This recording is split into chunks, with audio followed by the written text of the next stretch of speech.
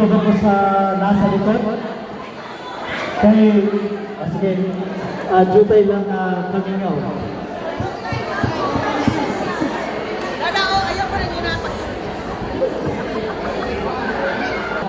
Mensahe unta para kanatong tanan.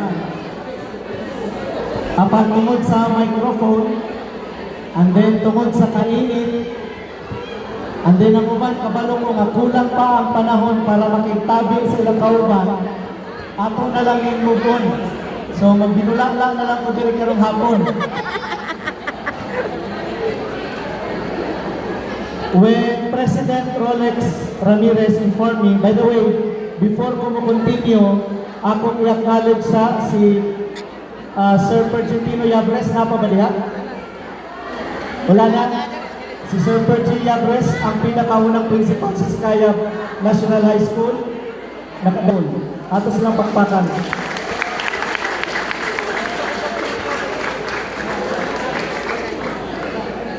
Ako sad nga i-acknowledge ang amuang batch 2004 na gipanguluhan ni President Rolex Ramirez o ganamong guwapa na class valedictorian na puhon na mahimong huwes, Fiskal Marian Dalman Zerweta Amon. As I've said, ngayon sila nga dapat muhatag unta kong inspirational message para kanatong tanan. Apan kagahapon, mga igsoon ko sa pagtuong, pag-abot ako sa airport, doon ako'y napangutana nga high school graduate din sa Sikayab National High School. Ang akong pangutana kanila mauni, simple lang. Mo-attend ba mo sa homecoming ugma? Meaning karon. Ang tubag niya na ko maigsoon, ingon sila, dili mi mo-attend sa alumni homecoming ugma, kay maulaw mi. Maulaw mi kay wala mi ikaamot. Maulaw mi kay wala mi nakahuman og eskwela. Maulaw sad mi tungod kay kada homecoming ang sikat kanunay ang mga honor student lang o katong nasa section 1.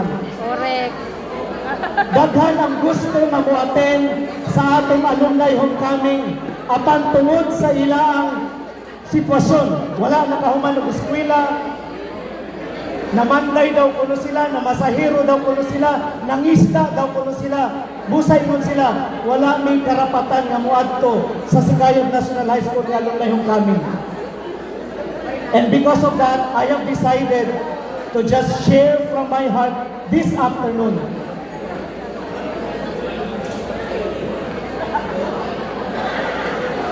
Kay kung ang success mga igsoon, ato ang i-equate sa atong mga diploma, sa atong mga nahuman, sa atong mga profesyon, unsa na lang ang atong mga classmate na tungod sa kalisod sa kinabuhi, wala nakahuman ng eskwela, tungod sa mga gipagbugat, mga kabugaton sa ilang mga challenges sa kinabuhi, wala nila natuman ang ilang mga pangandoy. Ang pangutana, napakyas ba sila mga igsoon?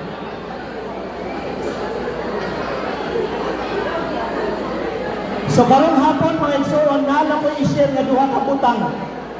Dili na lang na ako isulti ang akong dyan dito kay di magyapon magdungo.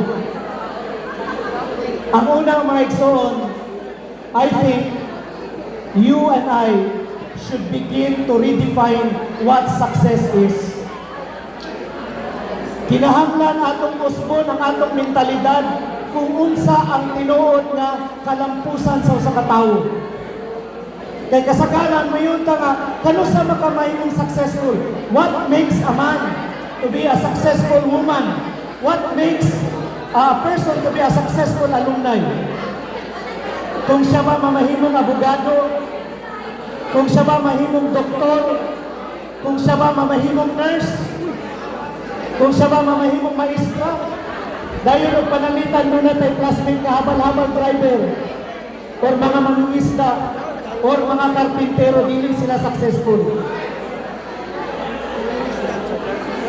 We need to redefine success. Kaya ang tinuod nga kalampusan sa usa ka tawo, dili tungod sa iyang bahagdi nga natigong, dili sa iyang mga kabtangan nga naangkon, dili sa kwarta nga imong natigom, kung dili sa giunsa nimo paggamit ang imong kinabuhi. Kumusta ang imong pagmahal? Kumusta ang imong pagpangga sa imong bana o sa imong asawa? Kung ikaw hayahay ka sa imong kinabuhi tungod kay nakay bana o asawa nga maayo mo suporta kanimo, then you are successful. That's point number 1. We need to redefine what success is. Ikaduha mga igsoon, ang atong kinabuhi mubo lang. Basin po niya tungod sa pagkaon natong litsyon, mga nalilas na itong adlaw. May atakihon, may daton sa ospital. Ang atong kinabuhi mubo lamang. Iyon dahil sa simba ko palayo. Ang atong kinabuhi mubo lamang. Busa, kung mubo lang ang atong kinabuhi, kinahanglan ang challenge nato, unsaon nato paggamit ang atong kinabuhi na mamahimong bililhon sa uban nga tawo. We need to live a godly legacy, mga igsoon. Ang atong kinabuhi, ang atong mga lawas, ang atong mga profesyon, instrumento lamang aron ang uban mahimaya, aron ang uban malipay, mga igsoon. Palihog ko kingon sa imong tapad, kay sigurado man atong kinabuhi mubo lang. Palihog ko kingon sa imong tapad, kano sa makamamatay. Palihog ko kingon sa imong tapad, kano sa makamamatay. Ingon siya nga, wala pa daw siya namatay, pero ang naon niya mura ng kalag-kalag.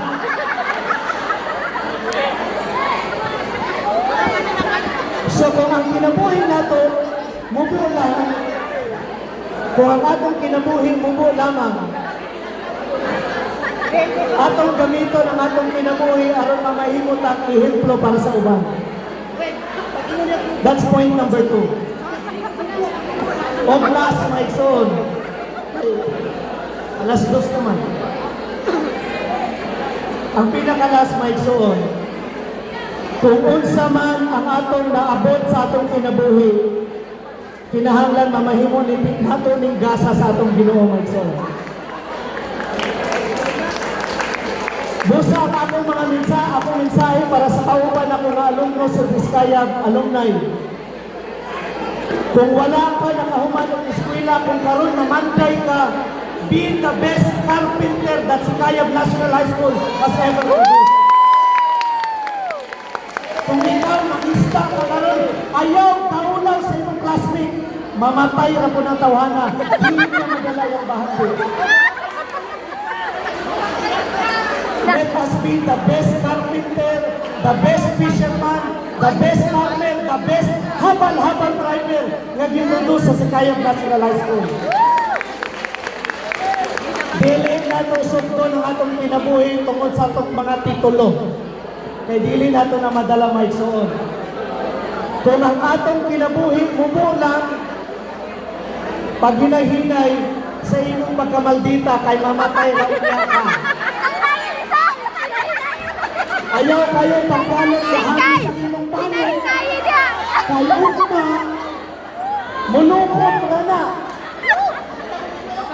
Ayaw ipanghinambog ang imo ang mga kabtangan. Kaya kung mamatay ka, dili mo na madala sa imong lugnaman. Busa, if there is one thing that I want to leave sa mga kauman ako din sa eskwelahan, ayaw ninyong ikaulaw ang inyong kahintang. Proud ka na graduate sa Sikayab National High School, dili tungod sa ato ang mga profesyon, dili tungod sa ato mga titulo, kung dili maayon na kapagkatawo nang inabuhin na wala nagtamay-tamay sa uban. Mauna ang tinuod na successful graduate sa Sikayab National High School. Sa tanan atong buhaton, hinaot ang Ginoo kanunay ang mahimaya sa atong kinabuhi. Hinaot, mamahimo ka the best nanay o tatay sa imong mga anak. So may mga ginikanan diri. Oy, gini ka. Kinsa may mga nabuntis na diri.